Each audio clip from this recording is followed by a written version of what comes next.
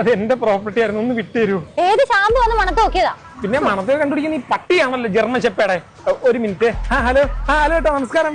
പെണ്ണുപിള്ളേ സുഖമായിട്ടിരിക്കുന്നു? അതിനിവിടെ ആരും ഇല്ലല്ലേ? ഓ, ആരുമില്ലെന്ന് കണ്ട് പിന്നെ എന്താണ് ഇതിനകത്ത് കയറി ഇരിക്കുന്നത്? അതെ, ഞാൻ ഷർട്ട് പിടിച്ച് കേട്ടിട്ട് കേൾക്കുന്നുണ്ടോ? നീ വന്നേ സോനെ, നിനക്ക് എന്നെ പോലെ നല്ല കെയറിങ്ങും സ്നേഹവും ഒക്കെ ഉള്ള ആളെ വേണ്ട. അവൻ വേണ്ട, അവൻ ടോക്സിക് ആണ്. എങ്കിൽ അവളെയും കെട്ട്. ഒരുമാതിരി സ്വർഗത്തിലെ കട്ടുറുമ്പാകല്ലേ ചോക. നീ കൂടി കുണ്ടത്തി.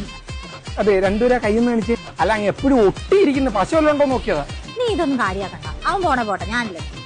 അല്ല, ഇത് ഞാൻ മേടിക്കുന്ന ഡ്രസ്സല്ലേ? ഞങ്ങൾ അങ്ങനെ എല്ലാം ഷെയർ ചെയ്യും. അങ്ങനെ എല്ലാം ഷെയർ ചെയ്യാന്നെങ്കിൽ എന്നെ കൂടെ ഷെയർ ചെയ്തു. ആ കട്ടിയടിക്കടി നടുക്കും അങ്ങ് വെട്ട്. നോക്കി സൂപ്പർ ചരക്കടി. സത്യം പറ, നിങ്ങൾ ലെസ്ബിയൻസ് വല്ലതും ആണ്? അനാവശ്യം പറയരുത്.